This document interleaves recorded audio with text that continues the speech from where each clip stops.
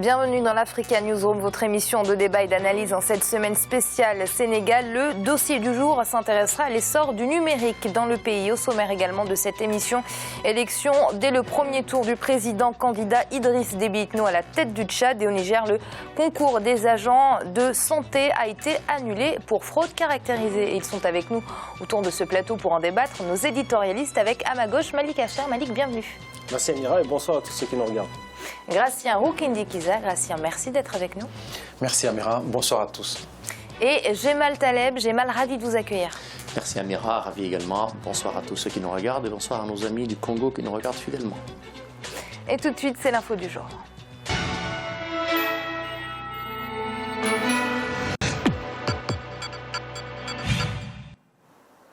Et le président Idriss Déby Itno a été réélu pour un 5e mandat à la tête du Tchad. Il a recueilli un peu plus de 61% des suffrages au premier tour de l'élection, selon des résultats encore provisoires, mais communiqués par la Commission électorale nationale indépendante. Saleh Kebzabo, le chef de file de l'opposition, arrive en deuxième position avec 12,80% des voix. C'est un sujet qui nous a été préparé par Corinne Kamdem. Le président en exercice Idriss Déby Itno réélu au premier tour pour un 5e mandat. Selon les résultats provisoires annoncés par la Commission électorale nationale indépendante jeudi 21 avril 2016, le président tchadien Idriss Déby Itno a largement remporté ces élections avec 61,56% des suffrages exprimés. L'opposant Saleh Kebzabo est en deuxième position avec 12,80% des voix, tandis que Laoken Kourayo se place en troisième position avec 10,60% des voix. Taux de participation au plan national, 76,11%. Suffrages exprimés, 4 374 597 ont obtenu Idriss Déby Itno, 2 693 062 voix, soit 61,56%. Avant l'annonce des résultats provisoires, Saleh Kebzabo, le chef de l'opposition, a annoncé qu'il ne reconnaîtrait pas les résultats, accusant ainsi le pouvoir de fraude. Selon ce dernier, aucun candidat n'aurait pu l'emporter au premier tour au vu des résultats provisoires dont son parti disposait. Le président de la CENI, Rouyumba Jean-Pierre, de son côté, a tenu à saluer le déroulement de ces élections qui, selon lui, ont eu lieu dans le calme et la transparence. Dans le but d'assurer la transparence du scrutin, la CENI a pris l'ensemble des dispositions pour acheminer les matériels électoraux sur toute l'étendue du territoire et dans les représentations diplomatiques et consulaires du Tchad à l'étranger dans les délais requis. La CENI saisit cette occasion pour féliciter l'ensemble des électeurs et des acteurs impliqués dans le processus électoral qui s'est déroulé dans le calme et la sérénité jusqu'à ce jour. La Cour constitutionnelle doit valider ces résultats provisoires proclamés par la CENI. Le délai de validation est généralement de 15 jours, notant que le président Idriss Déby Itno s'est déjà adressé à la nation. Il qualifie ces résultats de victoire du peuple. Il a demandé cependant à la population de garder son calme en attendant la confirmation de sa réélection. Gracien, on va commencer par une réaction, la vôtre, après l'annonce des résultats provisoires de l'élection présidentielle tchadienne. Bon, les résultats étaient attendus, ou au moins la victoire, je dirais, la victoire proclamée, président Idriss Déby, parce qu'on sait bien qu'il y a très peu de présidents qui ne sont pas réélus. On ne va pas se tromper, mais aujourd'hui, ces années, il y a ce qui est à la mode, c'est de se retrouver au niveau de 60%. C'est comme si vraiment nos présidents avaient perdu de l'estime auprès de la population. Idriss Déby passe de 88%, ce qu'il avait eu en 2011, aujourd'hui il est à 61%. Est-ce vraiment la chute de sa cote de popularité ou un simple arrangement? Mais ce que je peux noter déjà, c'est qu'il y a des contestations. Il y a aussi, on a parlé des disparitions au niveau des camps militaires, des militaires qui n'étaient pas proches du pouvoir. On se pose des questions vraiment, notamment ces urnes qui disparaissent. On se pose des questions sur la transparence. Sur la transparence de ces élections. On sait bien qu'en Afrique, c'est rare aujourd'hui de retrouver un président qui soient battus lors des élections. Et les Africains ne sont pas bêtes, on voit vraiment les évolutions. On se demande si vraiment on peut se retrouver au stade des conférences nationales comme ça avait été les dernières années. Malik, vous aussi, vous vous posez des questions quant à la crédibilité de ce scrutin ? Écoutez, au regard de ce qui se dit, on n'est pas sur place pour en juger. Néanmoins, il faut entendre ce qui est dit de la part de l'opposition. Qui a clairement dénoncé un hold-up électoral. Hein. Oui, et puis il y avait aussi la démission du vice-président de la CENI. Donc il y a eu plusieurs problèmes autour de cette élection. Néanmoins, est-ce que, quand on voit la situation, il faut l'analyser, on voit 13 candidats de l'opposition face à Idriss Déby. Est-ce je dirais, suffisant pour faire tomber, entre guillemets, parce que c'est ce que certains veulent vraiment, la fin de l'ère Déby.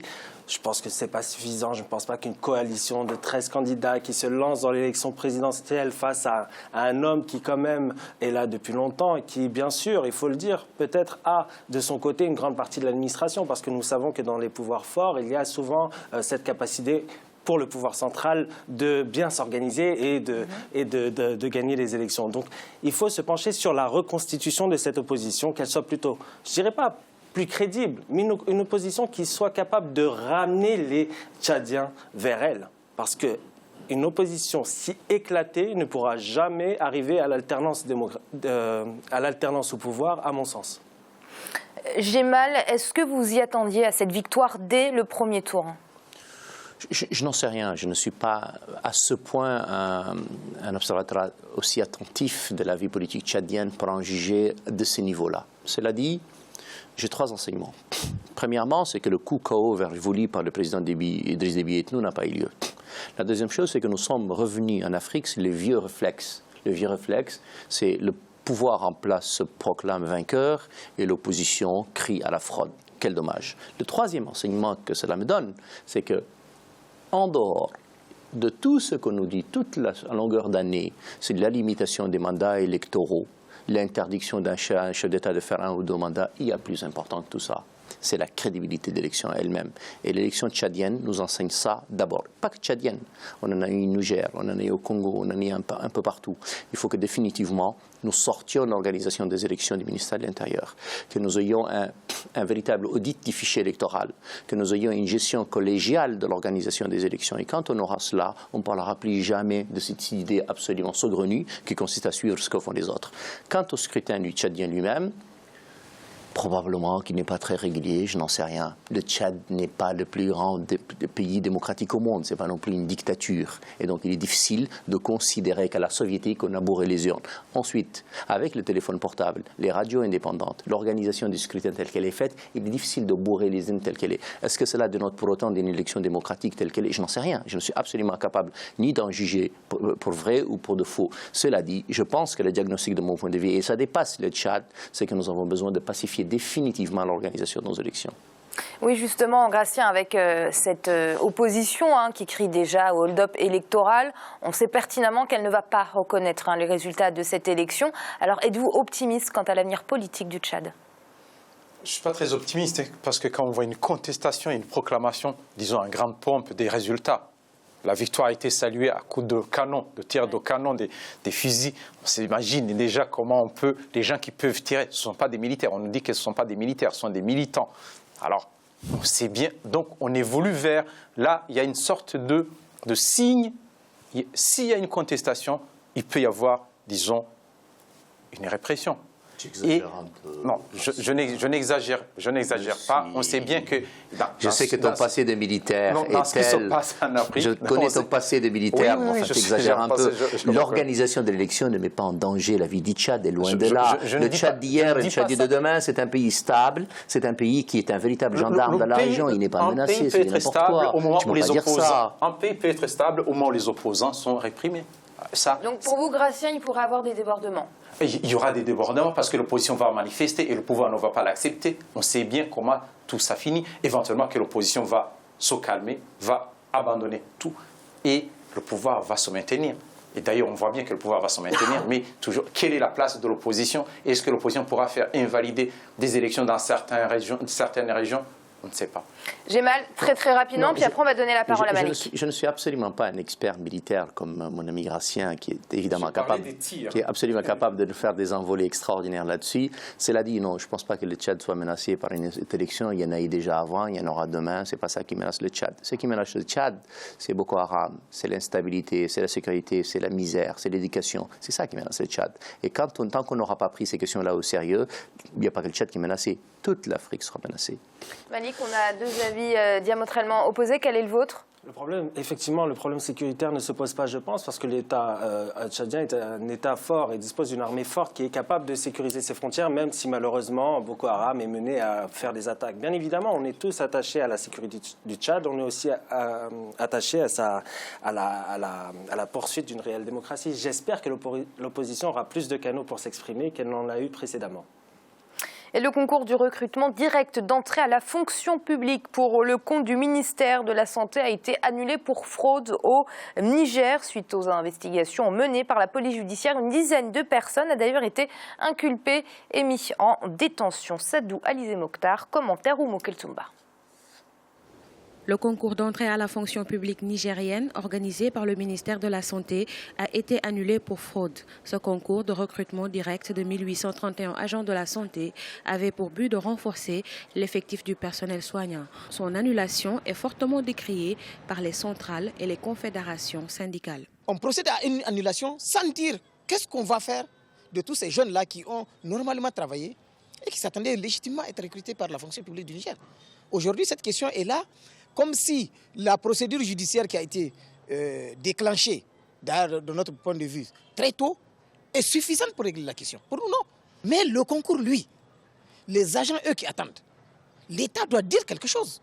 Rapidement, il doit dire, voilà la mesure que j'ai prise. L'annulation, ce n'est pas une mesure. Saisie par un candidat malheureux au concours, la Haute Autorité de lutte contre la corruption et les infractions assimilées a saisi à son tour le procureur de la République pour investigation. Celles-ci ont porté sur près de 28 000 copies de 14 000 candidats. Selon le procureur, les premières vérifications effectuées ont donné un résultat inquiétant. Des personnes n'ayant pas composé se sont retrouvées sur la liste des admis. La fraude a consisté non seulement à permettre à retirer des copies, à les remplacer par des copies rédigées, mais également et surtout, ce qui est très grave, à mon sens, c'est d'intervertir les notes des candidats. Parce qu'il y a eu manifestement certains candidats qui ont eu des bonnes notes, qui ont été transférés sur d'autres qui n'ont pas eu de très bonnes notes. Mais pire encore, c'est qu'il y en a qui n'ont pas du tout composé.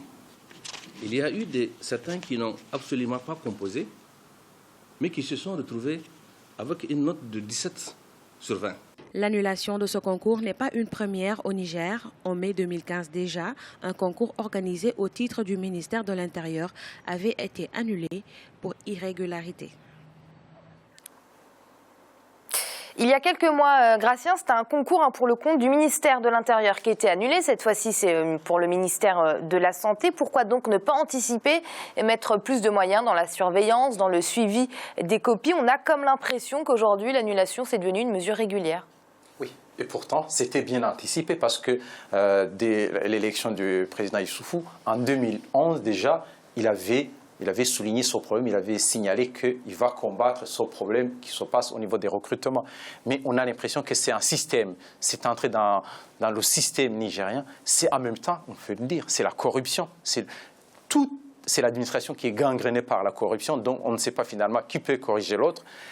Il appartient aux dirigeants, en premier lieu, aux chefs d'État, d'arrêter des mesures et de bien comprendre, de mettre en place, ça peut se faire, ce n'est pas compliqué de faire un concours. Dans tous les pays, il y a des concours, soit des recrutements, soit des concours d'entrée dans des universités, mais c'est vraiment très désolant pour un pays comme le Niger. Oui, Malik, au Bénin également, le concours de la fonction publique a été annulé récemment dès la prise de pouvoir du nouveau président Patrice Talon pour suspicion de fraude. Et je ne cite que cet exemple. Il y a clairement un véritable problème dans l'organisation des concours de la fonction publique sur le continent. Effectivement, il y a un problème, mais il y a aussi un problème de répression.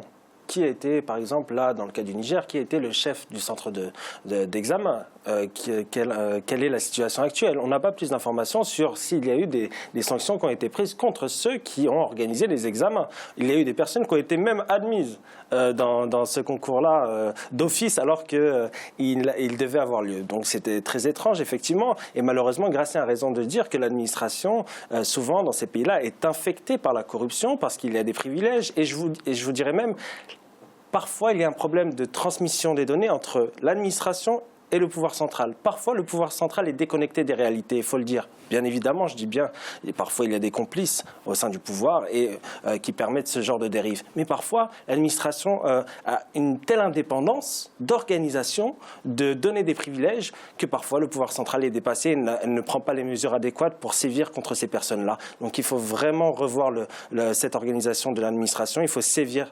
vraiment sévèrement pour permettre des peines exemplaires et pour que ça ne se produise plus. Oui, Jemal, il y a trop d'impunité. C'est pour cela qu'on voit régulièrement des fraudes caractérisées comme ça lors de l'organisation des concours. Moi, je préfère conserver mes indignations pour autre chose, figurez-vous. Si cette situation s'était produite dans un pays développé, et ça se produit tout le temps dans les pays développés, on annule des concours, on annule des recrutements, et ça n'est pas très grave. Sauf que dans nos pays, on ne nous pardonne rien. Même un concours annulé est un drame. Nous aimons bien nous flageller. Oui, on aime bien nous flageller. Cela dit, puisqu'il a été annulé, c'est qu'il y a une autorité qui a constaté qu'il y a un problème. Tant mieux. Donc, à la limite, on n'a pas à se plaindre. C'est une bonne chose. Cela dit, pour autant, est-ce qu'il y a un archaïsme dans l'organisation des élections très souvent au Niger? Je peux parler de n'importe quel pays, oui, sans aucun doute. Est-ce que pour autant on essaie de l'améliorer? Probablement. Cela dit, c'est le continent, mais comme ailleurs, il peut y avoir des concours sur lesquels il y a des problèmes, ils sont annulés. C'est pas dramatique, je veux dire, c'est pas pour moi. Il y a des choses au Niger, au Bénin ou ailleurs beaucoup plus sérieuses et beaucoup plus inquiétantes qu'un concours mal fait et annulé. S'il avait été mal fait et pas annulé, ça m'aurait gêné. Mais il est mal fait, il est annulé. C'est tant mieux, ça veut dire que finalement, heureusement que ça arrive. Les clignotants rouges fonctionnent un peu. C'est pas plus mal. Ça commence. Et c'est l'heure de marquer une courte pause. On se retrouve très vite pour la suite de l'Africa News. On met tout de suite.